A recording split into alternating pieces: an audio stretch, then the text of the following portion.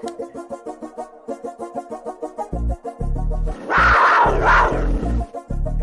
now, the Saxenian family presents Let's Rage Coogs, streaming on the Houston Roundball Review YouTube channel.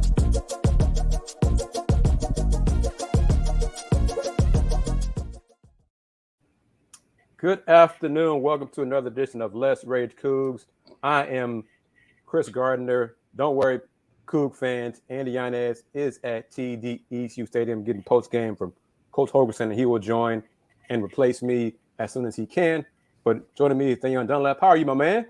Oh, man, I'm doing well. Cougs win on this Saturday, homecoming. Way to take care of business. That's it, really. Cougs won 42-27. You see the numbers going across the screen. They improved to 5-3. Mr. Dunlap, you have had in the recent past, some questions or doubts about Clayton Tune as a quarterback. What are your thoughts on today? 31-37, 4 TDs. How did he do in your opinion? He went about the business of taking care of business. I mean, another mediocre team this week, and he did what he was supposed to do. You got to give credit where it's due. He had a good game. He played well.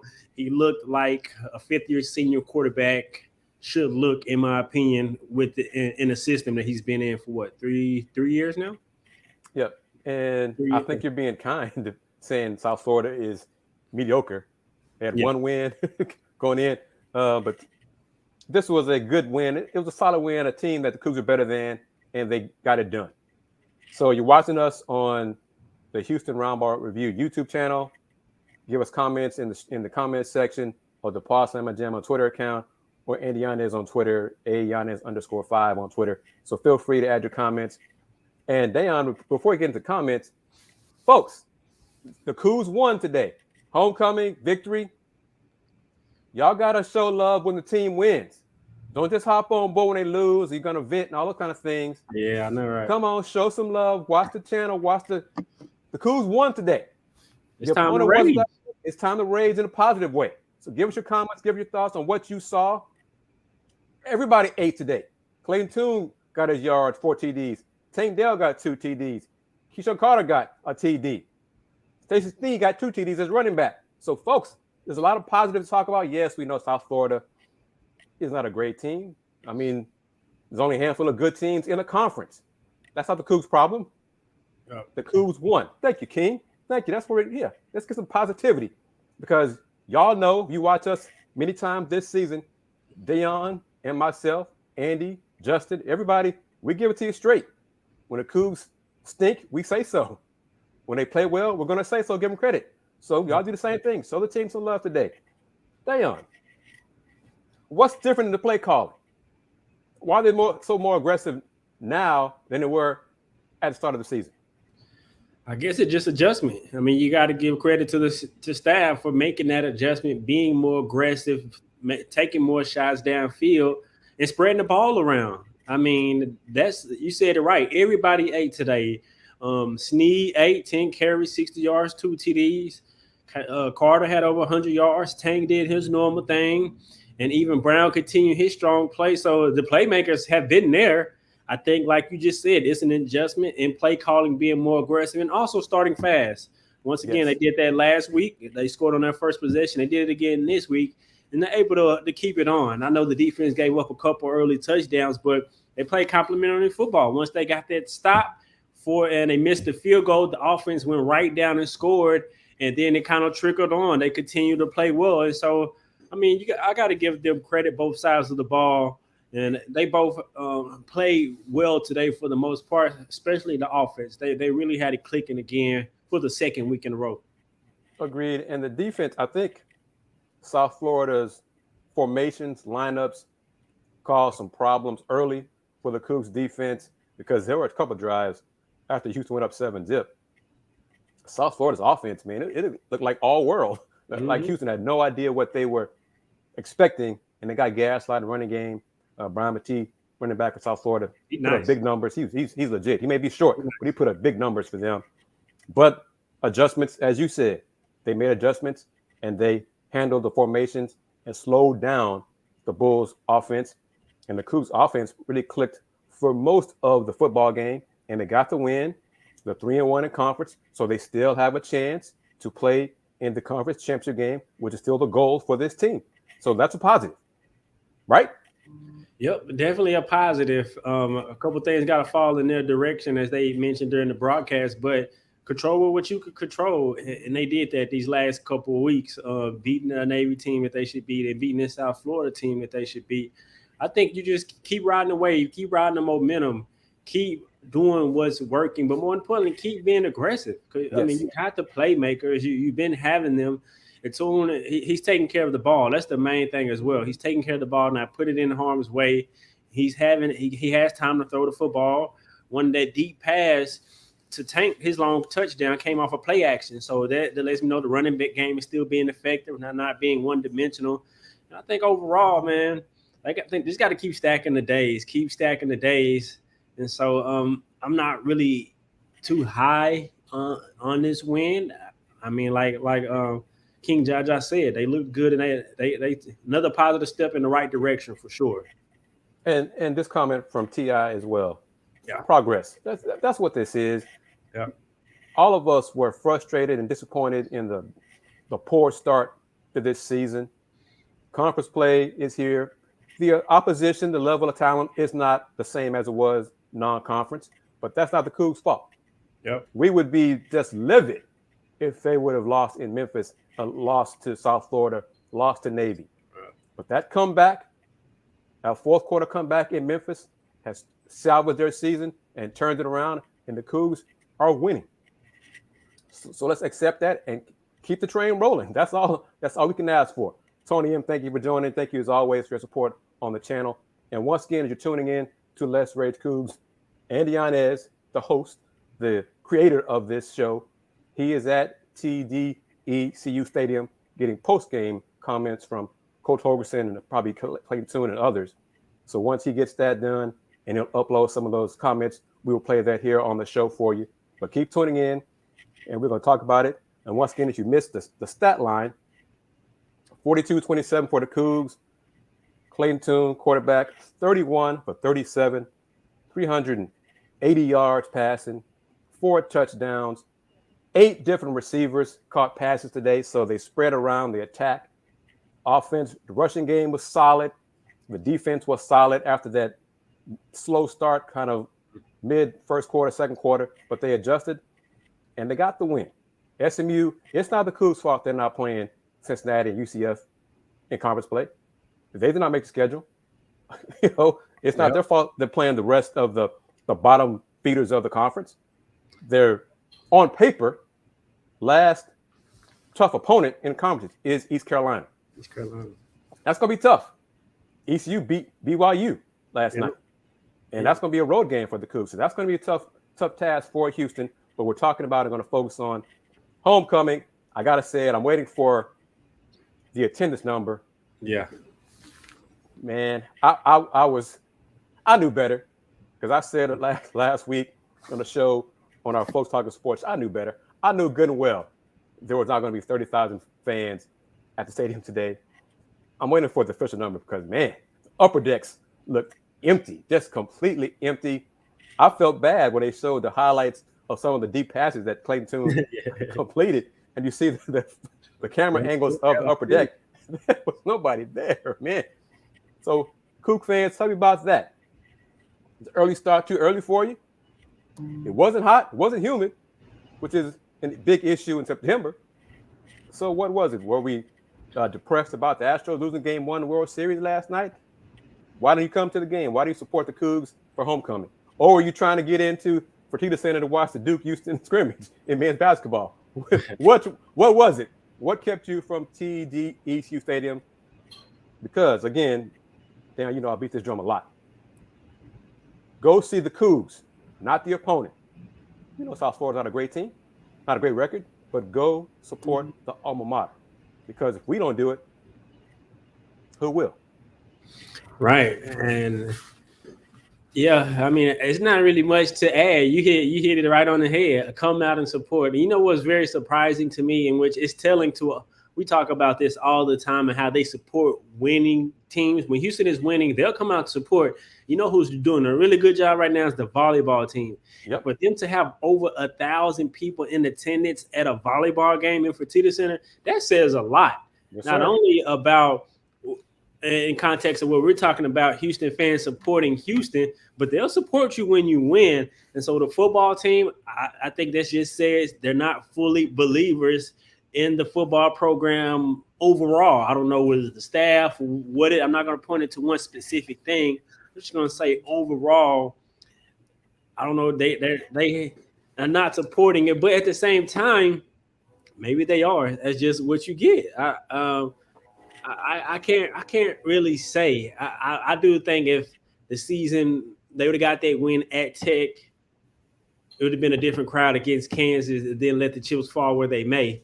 But once again, it's just Houston being Houston fans and Coug fans being Coug fans.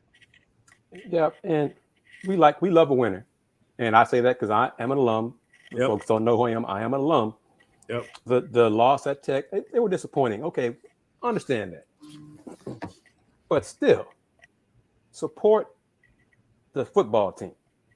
Be critical of them when it's justified. But when they're winning, support them. Give them credit when it's due. But be critical when it's also worthwhile. But hey, 42-27, take the W. SMU next. It's important because SMU has kind of underachieved this season, but it's important because it's a game in Texas opponent. SMU is probably going to try to make one last stand and send the Cougs out of the American with a loss and say, see, we're worthy of Big 12. You guys aren't. So there's going to be some kind of that personal stuff going on too. But that's the next game for the Cougs. Cougs are 3-1 in conference. They still have a chance. Yes, they need help from other teams in the conference, but they still have a chance to participate in the AAC championship game. Most likely they'd be on the road. But hey, get there. Just get there. Give yourself a chance, then who knows what will happen. You think there's a chance if Houston wins out, they could potentially get in that ranking, get cracked back in the top 25? Of the CFP rankings or the coaches poll or the AP poll? AP poll or coaches poll? Possibly, but not the CFP rankings because they haven't beat anybody, left on the schedule. Nothing, nobody significant. Yeah. Mm-hmm. It's just, but that's part of the losses non-conference. You had the chance with better opponents and didn't get it done.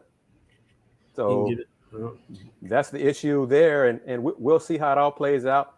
Looks like Andy's slowly but surely trying to join us here and waiting for maybe he'll send a video and we'll play that comments from Dana Holgorsen. But, comment like this. This is an honest comment. So I can get it up here from TI. This fan support live, it was rough to see. And some of us, if you had to go to work, pay the bills, hey, we understand that.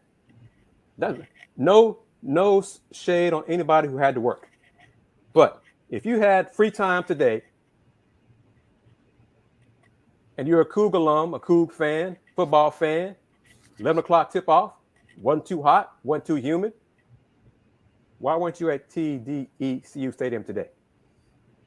So, but yeah, the clip from Dana will be loading shortly and we'll play it. Kind of curious to hear what Coach had to say. I'm pretty confident he was much more in a happier mood than he has been at some points this season. But one more time, the Cougs got the win. Solid performance from Clayton Tune. All right, Andy says it's ready. Let me see if I can see it here. Clayton, he seems to look really good against opponents that aren't very good. And that's an honest assessment. I mean, that's an honest assessment. He looks good. You would think dang, you would think that he's, I don't know what to say. I mean, he was in control. He was more overall, he just made better throws, more confidence. Accurate, but confident. Level of competition is a thing too for Clayton Tune, apparently. But here we go. Let's pull up some comments from Coach Dana Holgorsen after the Cougs 42-27 homecoming win over South Florida. Starts up front. for the third week in a row, I thought we've played better. You know, I was critical of those guys earlier in the year. We can't get anything going if they're not doing their job. So, you know, it starts there, tight ends included when it comes to that, just blocking people, sustained blocks, giving them time to throw, and then routes developing, gaining confidence with guys that are in the right spots at the right times to make plays downfield. So he's playing the same. Our offense is gelling around him, you know. So, I mean, I'd be remiss if I didn't, you know, I just gave him a game ball that had 10,000 yards on it, right? I mean, you know, I coached Case when I was here the first time, and to have him in the same conversation as Case Keenum and Kevin Cobb, you know, I mean, we're not talking about Andre Ware and David Klingler because they didn't stack the years, you know, that those guys did. But it's awesome to see that because he's very deserving of what he's accomplished over the last several years. As a quarterback guy, I mean, 10,000 yards is not chump change by any means. I mean, is that, when you look at that number, I mean, it's longevity, you know, you play a lot, but he's also had a lot of success. Yeah, I mean, I've coached a few good ones, so, you know, he's in that same conversation. I don't want to go back and start talking, comparing him and all that stuff. It ain't fair to anybody, but he's playing really well, and he's getting some credit that he deserves. And our conference player of the week the last 2 weeks, these stats here are better than they were the last couple of weeks, so maybe he'll get it 3 times in a week. But very deserving of the recognition that's coming his way right now. Couple more. Yeah, Dana, going into the week, you were talking about just special teams, especially kickoff. Obviously, you didn't let anything loose. Did you see that sort of improvement that you were wanting to see from kickoff coverage in terms of? Yes. Yeah, I mean, nothing happened that was detrimental to our team, you know. So Keyshawn made a great play at the end of the game, you know, on that handstand. That's a hard play to make right there. I thought it was a flag. The guy can't hit him. He's supposed to be protected. But, you know, but yeah, we did a good job. I mean, we kicked the ball well. We punted. We covered well. These guys are extremely dangerous, some of the best in the country, and we handled it well. One more. Penalties, Dana. They started coming back. I mean, I don't understand why you throw flags at the end of the game when we got second and third team people in there. We're just trying to run the game out. There's a couple of stupid things that happened that hasn't showed up in a month. So I gotta go start talking about it again. So we'll coach it hard. I thought we've done a good job of coaching and cleaning up some technique stuff. There's dumb stuff that happened again. We will address it and hopefully improve on it next week. Starts up front. And there we go from Coach Dana Holgorsen, post-game comments from him. And you see right there, we got the, I guess, secondary sponsor, because the show's main sponsor is the Saxenian family, but we have Hoop and Holler Houston, the Houston Sports Collective, will be sponsoring this segment for, next 30 minutes or so.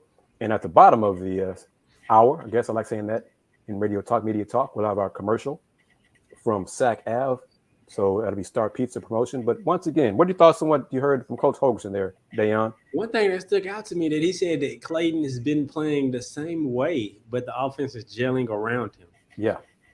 That's interesting right there. That's interesting right there. I don't know if he's played the same way over the last second half of Memphis.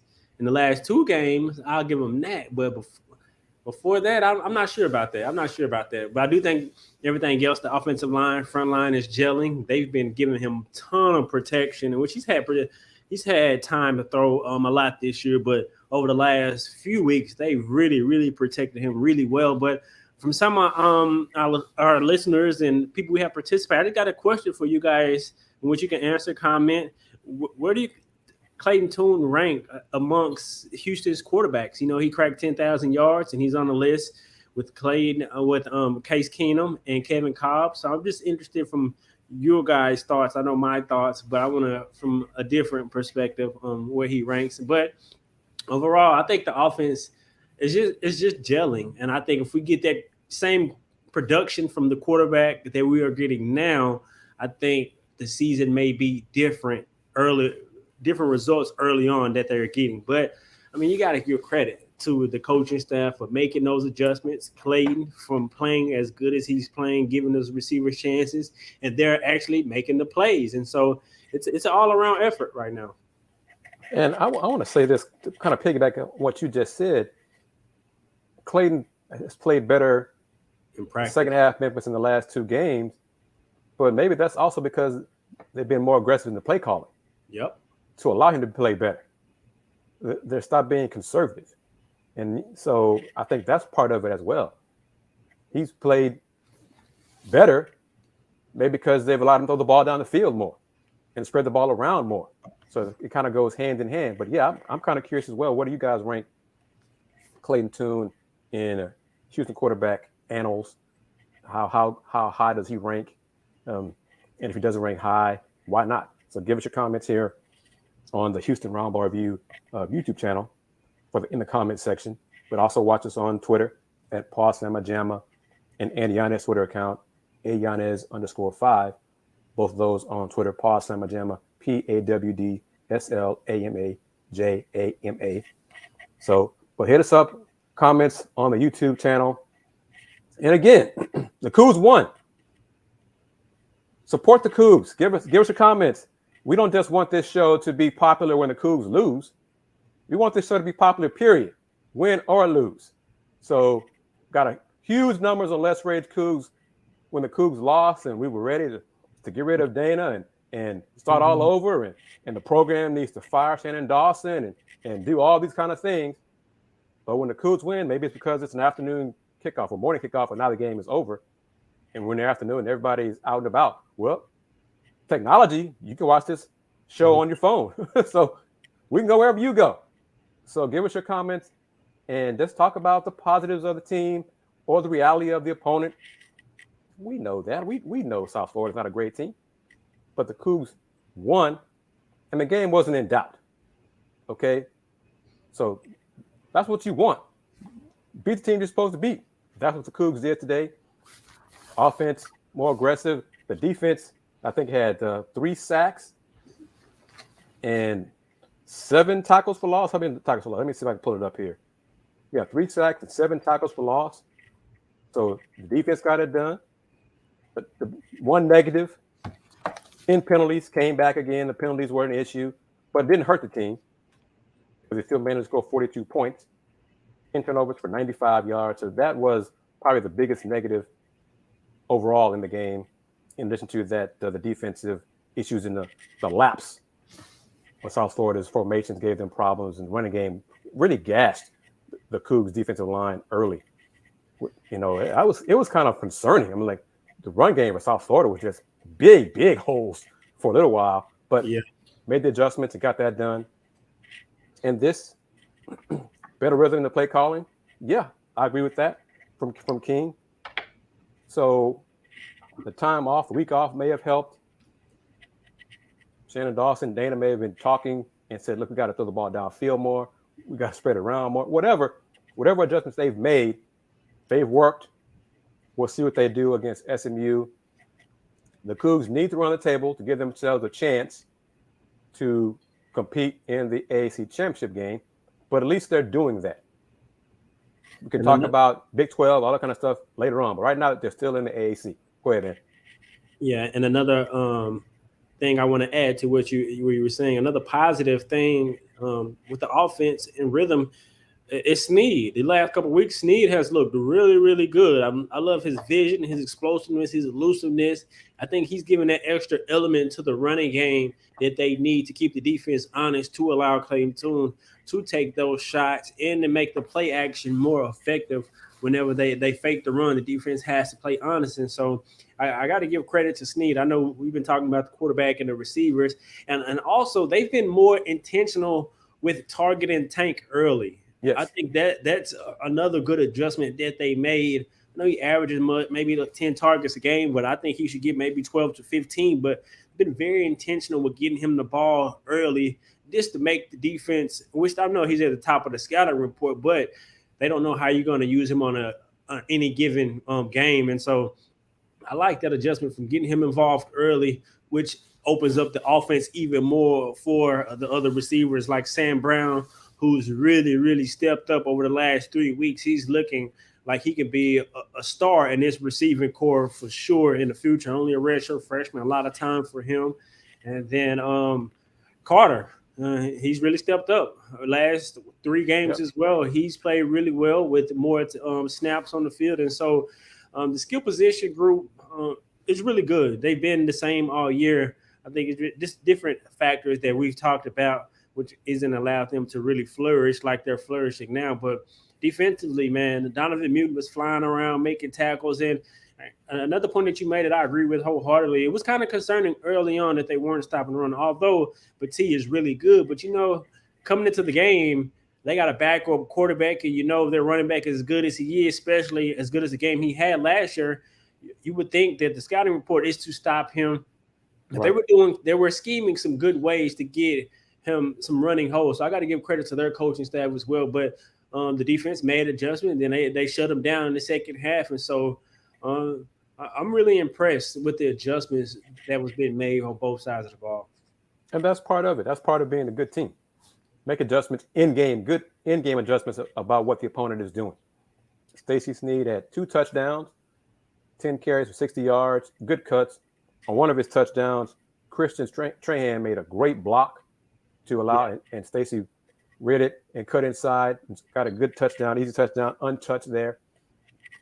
Your comment about Tank Dell, the Cougs do a good job of getting him the ball early and in different ways.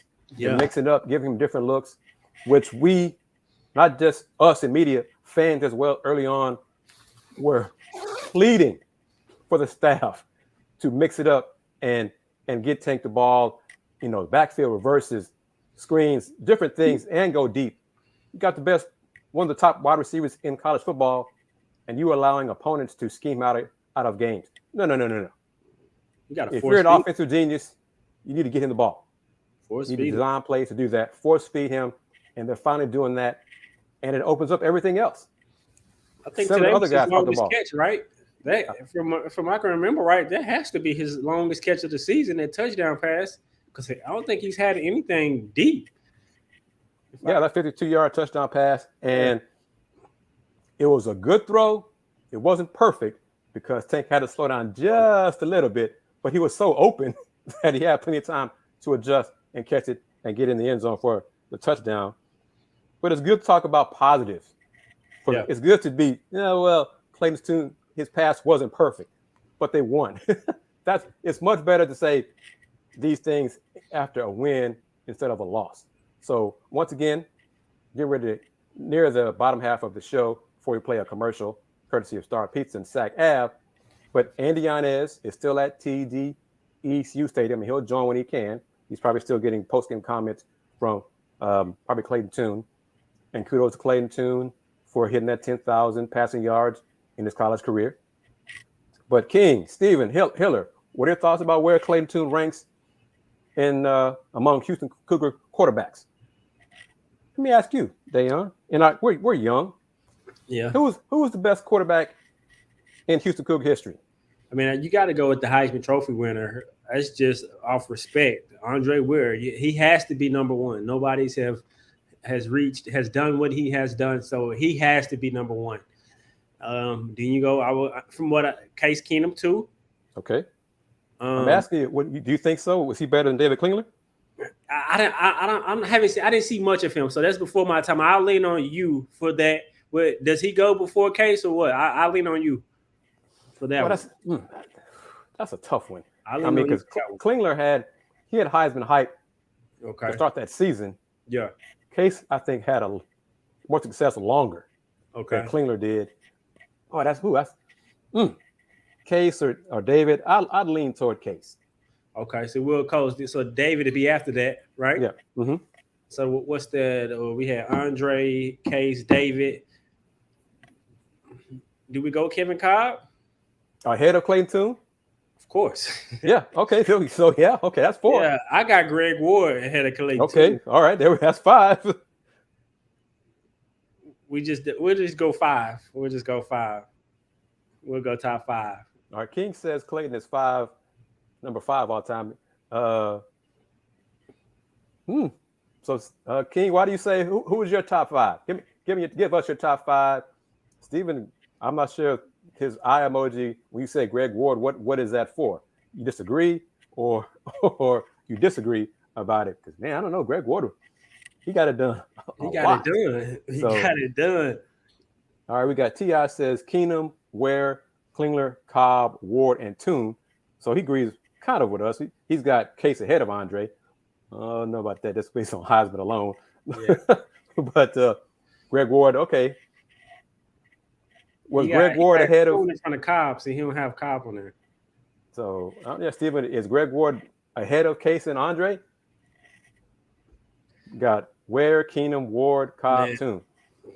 So you don't have Klingler, King? Oh boy, y'all need to look up David Klingler's numbers, man, because he was college. David Klingler was a hell of a quarterback. Pro David Klingler was not, but college David Klingler was a very, very good quarterback. Yeah, it's hard for me for Toon because even De'Aaron King's best is better than Clayton Toon's best at Houston. Okay, what do you think about that comment right there? Oh, hold up. Bottom of the hour. Let me play the commercial before Andy gets mad at me. I got to pay those bills. So got to pay the bills and make sure I get the right one here. Let's see. All right. Here we go with one of our sponsors, courtesy of Sac Ave.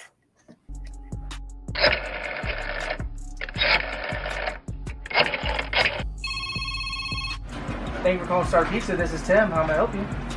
This is D.A. Jones. I'm calling to order some pizza. Hey, Mr. Jones. Same order as last time?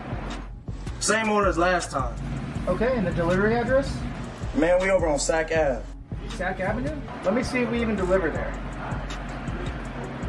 We right here on your map. All right, we'll see you in about 45 minutes to an hour. Hurry up. We hungry. I'm hungry, man. We eat the best pizza on Sac Ave.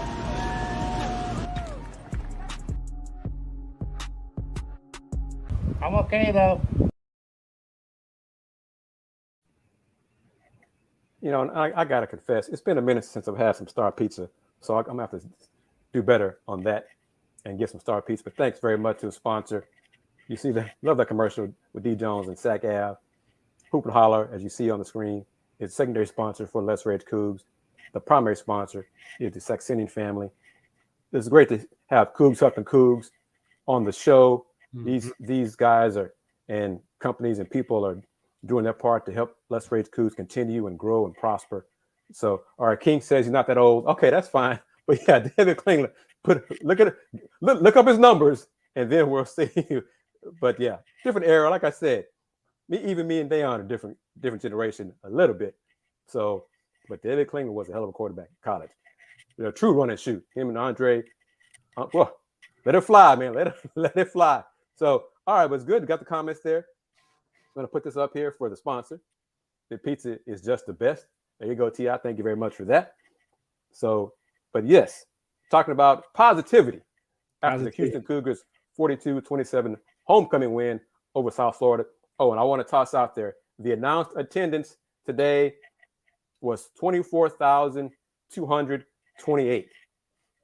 Dayon, I'm assuming that's tickets sold, because I feel pretty certain there was not 24,000 folks inside the stadium, which is disappointing because it's Cougs football. You know, it's homecoming. Support our alma mater. But, and see, I was going to say it, Stephen, but he put it out there. Felt like 10,000 people there. I mean, and it looked bad on TV. I say it again. On some of those deep passes, touchdown passes, when the ball went into the end zone and the camera angles show the upper deck, there was no one there. No one there. And here's another concern. Student section. I've never seen so few students in the student section. Why is that? That's homecoming. Yeah. They all outside having fun, doing things they can't do inside the stadium. I hope so. I mean, I like that answer. I like that. I hope that's the case rather than lack of marketing or anything else. But I hope that's the case. Because, and I'll say this, now that it's over, the Cougs basketball, Duke scrimmage was on campus at Fertitta Center, same time as the football game. But security, y'all couldn't go watch the game anyway, the scrimmage anyhow if you tried, because security was so tight. But, and I think one of the final quote-unquote score. The Cougs won the scrimmage, whatever. But, they won the scrimmage. Marcus Sass and Jamal Shead were the best players for Houston. We'll probably hear more from Coach Sampson about that on Tuesday at his next media availability to discuss the scrimmage, the not-so-secret scrimmage between Houston Cougars men's hoops and Duke men's basketball. Oh, how about this right here comment? Out of all the UHQBs, if I could pick only one to drive me down against the best D of all time to save my life, is Greg Ward. Whoa! That's a youngster talking right there. That's somebody young talking right there. Because I'm showing my age. Andre Ware in the Southwest Conference. Back then, the Southwest Conference was a hell of a conference. And I remember Andre going against Texas A&M and the Wrecking Crew, and those defenses were just insane. Andre took beating after beating after beating and stood tall. So different folks, different strokes, but it's good conversation. It's good to have quarterbacks with success in history talk about that, because I'm pretty sure there were some older alums who would say Danny Davis as quarterback, So, but we're all generations. We have our favorites, people we saw, directly. So let's keep that in mind. But once again, the Cougs got the win today to improve to 3-1 in the American, 42-27 over South Florida in front of an announced crowd of 24,228.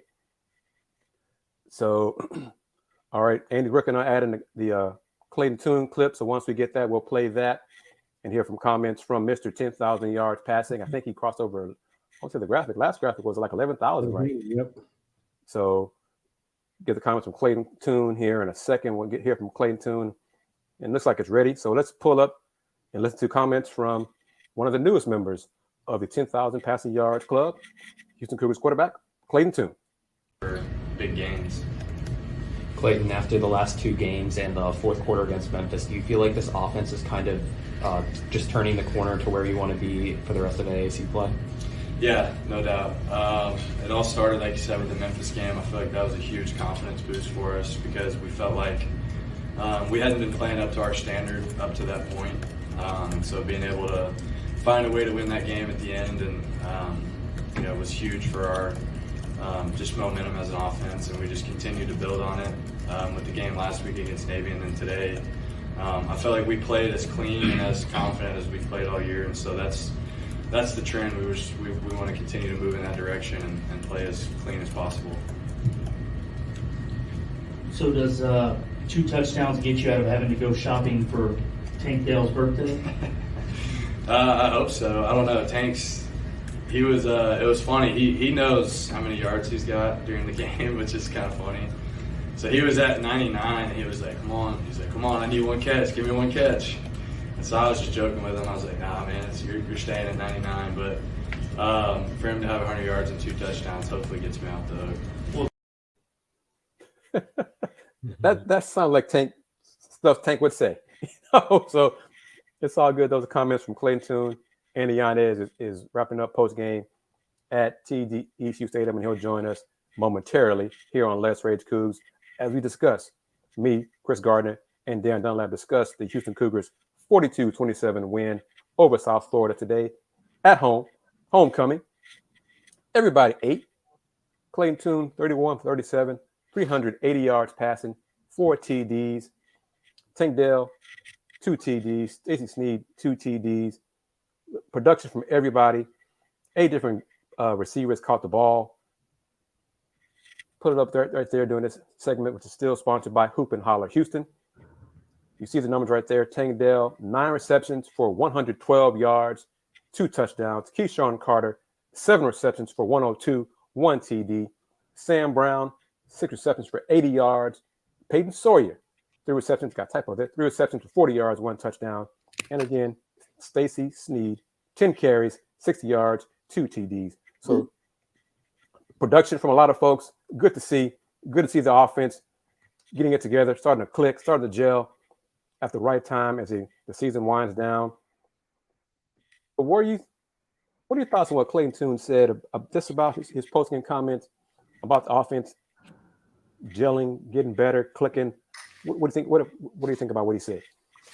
I think he's being honest. I think they are gelling. I think the chemistry between all the receivers is on point. I think you can tell now. I think Clayton's more confident, which breeds more confidence for throughout the entire offense, along with the play calling. I think they all now are united at the hip on what this team does well and what they need to do to be successful offensively in a game-to-game basis. And so I think they are gelling well. I think in all assets, starting up front with the offensive line, they're creating holes for running backs as well as giving Clayton time to throw the football, which it starts up front with them. And so they've been playing well. And so overall, I think the offense it's finally clicking, to use that term. I think they finally turned that corner.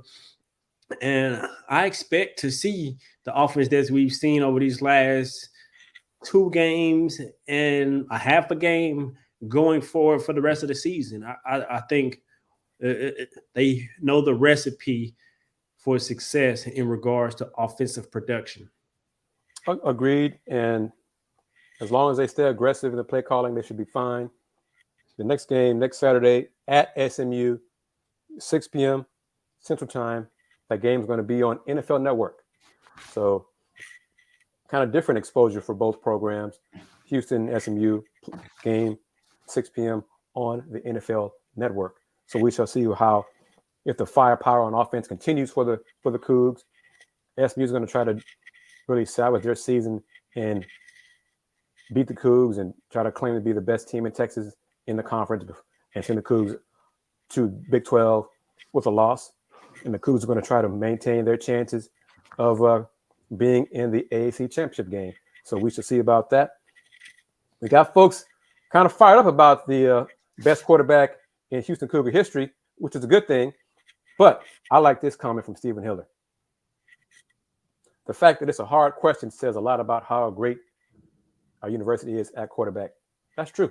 There's a lot of great quarterbacks to decide. Look, my man got a jacket on. Look at that. I'm trying to be like you, man. Oh, man, he big time. Yeah, look at that.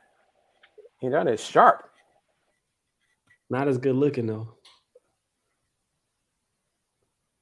So we lost him.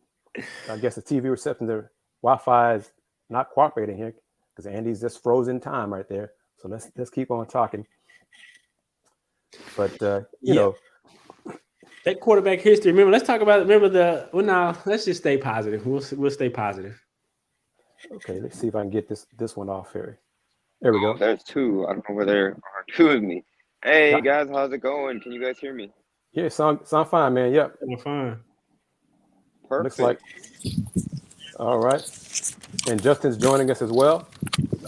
Yeah, he is. He has. There we go. There he is. Like he just came from the ground, from the earth. Just ground. popped up. I mean, this is Let's Rage Coogs, where we have doors all over the place across TDSU Stadium. But joining off the heels, the Houston Cougars have won their third straight game in a row. They're taking care of business. You guys against South Florida this time. Houston was victorious 42-27. Quarterback Clayton Tune, which I'm sure you guys have touched on already, the performance that he had. And I caught a 10 end of it, but Clayton Tune is doing what he's supposed to do, and that's, excel against teams that, to be quite frank, they're not there when it comes to where Houston is at from a talent perspective, in my opinion. Clayton Tune, he finished the game with 380 passing yards. He had 4 touchdowns, which is going back to that fourth quarter against Memphis. Clayton Tune has thrown 12 touchdowns, no interceptions, and over 700 passing yards. I don't think he's been able to get to that 800 passing yards, but Clayton Tune has been on another level since that Memphis game. And in regards to the offense, running back Stacey Sneed, he's kind of had a bit of a coming out party the past 2 games. He rushed for 100 yards last week against Navy. This game he rushed for 60 yards, but he had 2 touchdowns. And the birthday boy Tank Dell, man, he had one heck of a game. He's had 2 touchdowns, over 100 receiving yards. But where do you guys want to start after the post game reaction? Let's see if Justin can give a comment. It's like he'd be trying to adjust the volume. So Justin, you got comment. We're going to bring you in.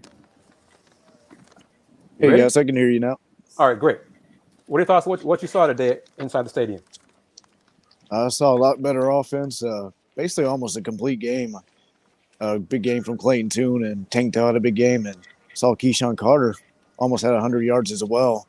I mean, really spread the ball around across the field with different receivers. Saw Peyton Sawyer get a touchdown catch, and a big game from Stacy Snead. I mean, just really a complete game on offense. But on defensive side, he struggled against the run in the first half, able to adjust and able to stop Batty and and Marsh really on that ground game.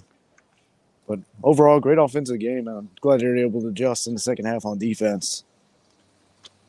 Now, to add on to what Justin said, from a negative perspective, and this is something that Dana Holgorsen touched on post game during his availability, but the penalties, they reared their ugly head once again for Houston after they were heading in the right direction. Last week, they had their best game of the season in regards to penalties, where they only had 4 go against them. They were accepted. Well, this week against USF, they committed 10 penalties again, which, going back, that is now 5 games across the entire season where they've had at least 10 penalties. Obviously, they opened the season where they had 4 straight in a row to open the season where they committed 10 or more penalties. So they did that again. 95 yards again, and they were able to overcome those penalties. And for the most part, they clearly were the most talented team on the field today against South Florida. But that's something to keep an eye on, especially arguably what could be their remaining toughest challenge. I think you got to throw up at East Carolina up there too. But next week they got to go. Hey, King Josh, I appreciate that. Dressing up nice for homecoming. I've gotten good stats. Sorry, I just went on a tangent because I saw King Josh's comment. And apparently I had someone say that I look like Miami Vice with the color. So I've gotten some interesting but anyways, I digress. In regards to those penalties, that's going to be something they have to clean up on the road against SMU. That's always a tough place to play for Houston in the last few seasons. It's honestly it's been going back a few seasons. It's been a bit of a nightmare at times playing up at SMU. So that's going to be something they clean up. But I mean, hold on, Andy, real quick. Hold on, real quick. Did anybody, was there an Andy cam today? There was not, because I spent the entire time on the press box. So unless someone snuck in whenever I was walking across TD Houston Stadium, there was not an Andy cam, and we're not trying to start that. Yeah, that's a fail because of you're dressed so sharp. I got to talk to my inner circle. We got to do a better job to get some Andy cam pictures going, because I know you hate it. So that's the reason why we're going to do it. So listen, look forward to it. Look forward to it coming soon. And also the weather too. It's nice. I mean, it feels. I would probably guess it's somewhere between the high 60s, low 70s. So it feels nice. It's not overdressed. So just walking across campus is nice. 24,000 people announced attendance. Yeah. Did y'all think that was close to accurate inside the stadium? Oh, Justin, I'll let you take it first, but we talked about it. We were talking about it in the press box. I would probably say more, maybe around 20,000. Well, yeah, I would agree too. And they were not in upper deck, that's for sure.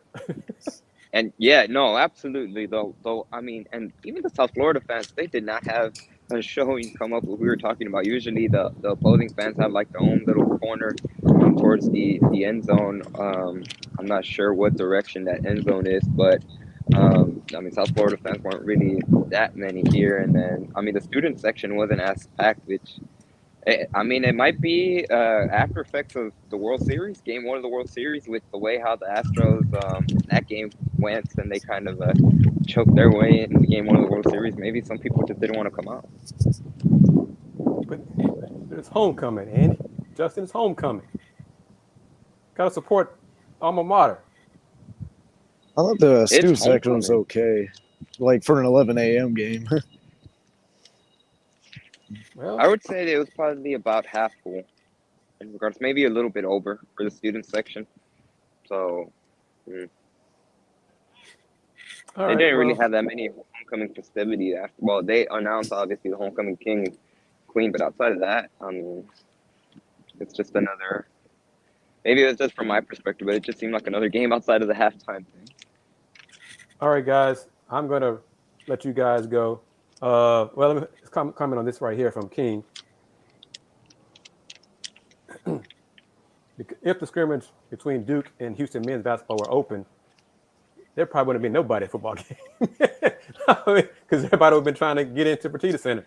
So, that would have been interesting, and that's a what if. That we probably don't want to put the two programs against each other, but that's a very interesting question. But I'm going to shut it down. I got other things to take care of. But Andy, Justin, great job. Dayon, great job as well. Coogs won 42-27. They improved to 5-3 overall, 3-1 in the conference. Get ready for SMU. So you guys continue to have a good show. Andy, you're doing great things on Let's Rage Coogs. And I think I'll see you tomorrow on Folks Talking Sports.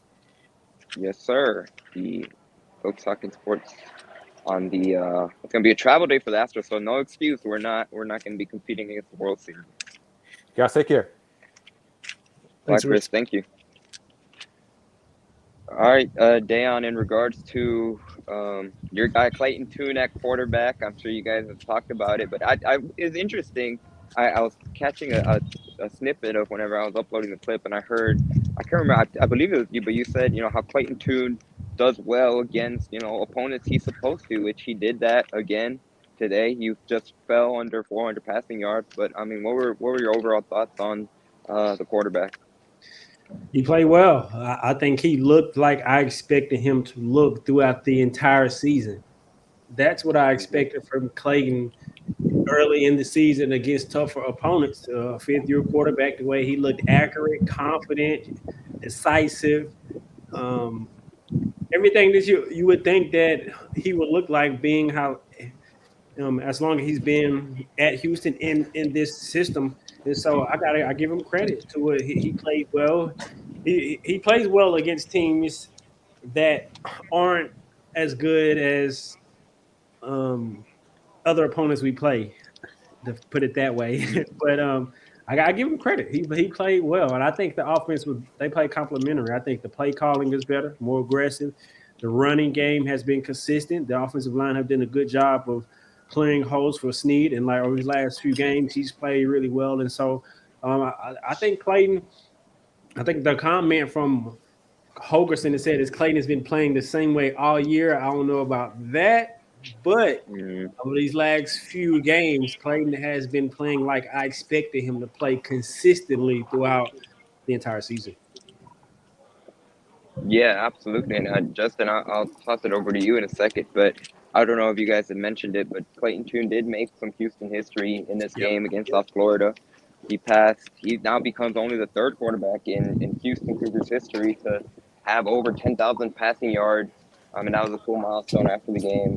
We were told that Dana Holgorsen gave Tune a football and it had the number 10,000 in it. So just a cool moment for him to be able to, be among literally an exclusive list, just him, Case Keenum, and Justin, who was the other quarterback. I don't want to butcher his last name. Kevin Cobb. Yes, sir, Kevin. So, we raised the question to our audience, and we got some good feedback on the top 5 quarterbacks in Houston Cougars history. I gave my top 5, and we got some good feedback. I'm interested from you guys. Where's Clayton Tune rank amongst the Houston greats? Yeah, that I saw that debate going, and that's tough. I think you. Well, I can't even decide who to put 1, and you got to put Andre Ware and Case Keenum as your 1 and 2. Those two, I think the debate, you could have Andre Ware at 1 because he's won the Heisman, but obviously, of course, Case Keenum has all the records, it seems like, when it comes to the Houston Cougars program. So I think those two are 1A and 1B as someone rides off with an ATV in the background. Then after that, Greg Ward, I don't know if you put him at 3, but he's had a good he had a good one. Obviously, he's the only quarterback in recent history to win a conference championship with Houston. And then behind those 3, and this is obviously talking recently, I can't go too far in regards to as much in the past for Houston Cougars history, but I heard you make the argument that you think the peak of De'Ara King is better than what Clayton Tune has put, and Yes. I think that argument is there to be had, but I think Clayton Tune, when it comes to the longevity standpoint, he might trump him in that aspect. I think you could put him there at 4 or 5, just in regards to certainly much more of the recent quarterbacks. But obviously, you have Andre Ware and Case Keenum as 1 and 2, in my opinion. What say you, Justin? Yeah, I'll probably have Andre Ware number 1, maybe Case Keenum number 2. Number 3 is a tough one because I would probably put Greg Ward just for what he accomplished here, especially with the Peach Bowl and everything and the conference championship. And number 4, might have to go maybe David Klingler, and I would probably put Kevin Cobb number 5, bringing a conference championship back in 2006. But I would maybe put Clayton Tune maybe around number maybe 6 in the 7 area. I'd probably put him talent-wise. I'd put him behind De'Ara King. I mean, I think De'Ara King, only had a couple years to show, but wasn't really that good of a coaching staff with Major Applewhite, and of course won it out once Holgorsen came here with the redshirting stuff. But talent-wise, I would put De'Ara King over Tune, but just for longevity, yeah, just UH history-wise, I would put Tune over King. And that's an interesting argument to be had. I was just saying, yep, I agree with you guys.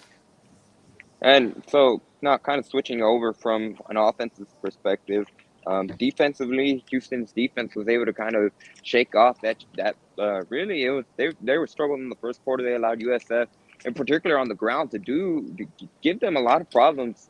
And obviously, heading into the game, Dana Holgorsen and even Doug Belk had mentioned how they were going to be really the main focus was going to be to try to limit Brian Batty for USF and what he was able to do against Houston last season. He had those 3 total touchdowns. He had 2 on kickoff returns, which, by the way, Holgorsen said they were going to focus on kickoff returns. He wasn't kidding about that. They didn't really give USF a chance to be able to change the game with the special teams play. But Brian by himself, I mean, he had a pretty good game. He had 2 touchdowns. Especially going back to that first quarter, he rushed for over 100 yards for the game. And like I said, he had 2 touchdowns.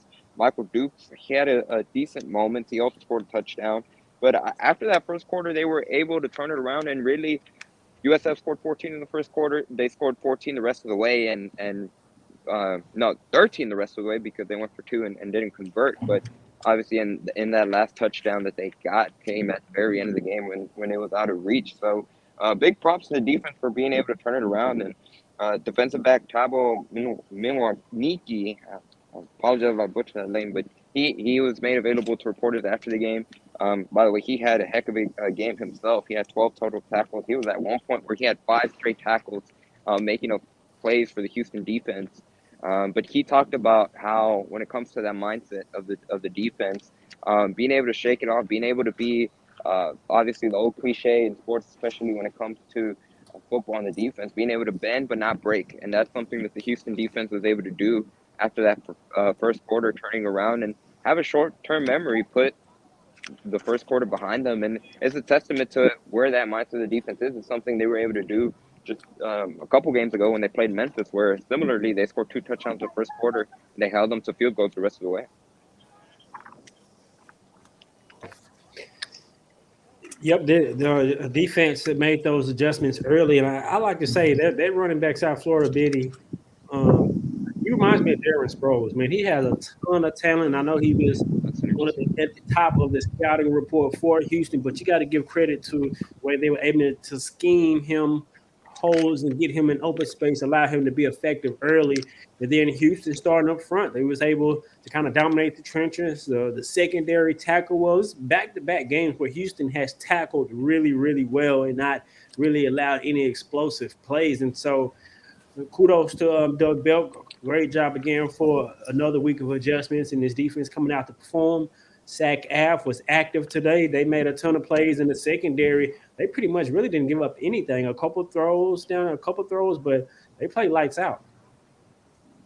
Yeah, the longest play of the game for USF was just a 37-yard play, which, again, I mean, It's a pretty big chunk play, but again, being able, in particular, going back to what Dabo said in regards to bending but not breaking, there was a couple of times where they were able to shut down USF from being able to score at all, and stopping them on fourth down where they were able to come up big, like you said, Zach, as making a couple of big plays. By the way, shout out to Doc, who, heading into the week, they talked about how he kind of does the 30-man job just in terms of not necessarily getting that attention on the stat sheet. Well, he came up and he got a sack in this game, so major props to him. Justin, before we toss it over, I wanted to play the Dana Holgorsen clip just one more time in case for those that might just be joining. But before we do that, I do want to give a shout out to Hoop and Holler Houston Sports Micro Collective for being a sponsor on this episode of Let's Reach Coogs, and also, of course, a major shout out to our primary sponsor in the Saxenian family. And don't go anywhere because you're going to hear Dana Holgorsen again, just in case if you weren't, or if you're just joining the show, haven't heard it before. Here's what Dana Holgorsen had to say after that. Starts up front. For the third week in a row, I thought we've played better. I was critical of those guys earlier in the year. We can't get anything going if they're not doing their job. So it starts there, tight ends included when it comes to that, just blocking people, sustained blocks, giving him time to throw, and then routes developing, gaining confidence with guys that are in the right spots at the right times to make plays downfield. So he's playing the same. Our offense is gelling around him. So I mean, I'd be remiss if I didn't. I just gave him a game ball that had 10,000 yards on it, right? I mean, I coached Case when I was here the first time, and to have him in the same conversation as Case Keenum and Kevin Cobb, I mean, we're not talking about Andre Ware and David Klingler because they didn't stack the years, that those guys did. But it's awesome to see that because he's very deserving of what he's accomplished over the last several years. As a quarterback guy, 10,000 yards is not chump change by any means. I mean, is that, when you look at that number, it's longevity, you play a lot, but he's also had a lot of success. Yeah, I've coached a few good ones, so he's in that same conversation. I don't want to go back and start comparing him and all that stuff. It ain't fair to anybody, but he's playing really well, and he's getting some credit that he deserves. And our conference player of the week the last 2 weeks, these stats here are better than they were the last couple of weeks, so maybe he'll get it 3 times in a week. But very deserving of the recognition that's coming his way right now. Couple more. Yeah, Dana, going into the week, you were talking about just special teams, especially kickoff. Obviously, you didn't let anything loose. Did you see that sort of improvement that you were wanting to see from kickoff coverage in terms of? Yes. Yeah, I mean, nothing happened that was detrimental to our team. So Keyshawn made a great play at the end of the game. On that handstand, that's a hard play to make right there. I thought it was a flag. The guy can't hit him. He's supposed to be protected. But but yeah, we did a good job. I mean, we kicked the ball well. We punted. We covered well. These guys are extremely dangerous. Some of the best in the country, and we handled it well. One more. Penalties, Dana. They started coming back. I mean, I don't understand why you throw flags at the end of the game when we got second and third team people in there. We're just trying to run the game out. There's a couple of stupid things that happened that hasn't showed up in a month. So I got to go start talking about it again. So we'll coach it hard. I thought we've done a good job of coaching and cleaning up some technique stuff. There's dumb stuff that happened again. We will address it and hopefully improve on it next week. Once again, that was head coach Dana Holgorsen. And on that note, before we move on, if you'd like to sponsor Dana Holgorsen's clip on future shows and specifically regarding future home game shows, be sure to reach us out at letsreadcoogs@gmail.com. On that note, we heard Dana Holgorsen touch some of the stuff that we already talked about in regards to the penalties. One player, and Dale, this is for you in particular because going back to that quarterback situation, we had talked about it a week ago when after the Navy game, the TV broadcast had mentioned how they were kind of shocked that they didn't see Lucas Cooley in the game this last week against Navy. Well, he went into the game in particular to today's game against South Florida, had a couple of passes. I mean, obviously it's nothing that's going to catch your eyeballs' attention, but just to being able to see him in the game, that's huge. Justin, what are your thoughts on not only Lucas being in the game, but anything else that stuck out to you from today's game? Yeah, it was a good experience for Lucas Cole. He actually had a really good run too, but unfortunately it was called for a hold. But you know, Yeah. he showed some flashes, and I'm definitely excited to see him for next season. Yeah, same as Justin. You can see the explosiveness. You can see that that he could run the football, and so it really was just good to see him. Honestly, I mean, we did Mm-hmm. small sample size. You know, he had a fumble in which Coach Holgorsen coached that up, but otherwise, it's really just good to see him, see his athleticism, see what he looks like out there in a cool uniform, and so I was hoping that we got up a larger margin of it till we'd be able to see him early enough for maybe a Mm-hmm. full drive or two. But it was good to at least see him and get the acknowledgement with clarity that he's the backup. I don't know if it's official, but it seemed to me he was the second quarterback off the bench, and so that was good to know. Must be doing well in practice. For sure. I mean, that's honestly, Dan, like you hit it right on the head in regards to the main takeaway from that. So that'd be certainly something interesting to follow up heading into the season throughout training camp and even throughout the season. Homer's been talking about how Holman Edwards was the backup. Well, we saw Lucas today, and obviously that's a lot of excitement for the future. But sticking with this season as we wrap things up, we're going to look ahead to SMU. And Justin, I'm gonna toss it over to you first. What is one takeaway or one takeaway or one thing that concerns you? Something that Houston needs to look forward to when they face off SMU at SMU next week, November 5th. Just probably just a complete defensive game. I mean, they struggled with the run in the first half and able to adjust, but mainly my big thing is they got the offensive rolling and really just clean up some spots of the defense and penalty, and we should be okay. And Dan, would say you. Concerns, I would say they're going to face a more potent passing attack with better receivers, but I don't know, maybe stopping the run as well.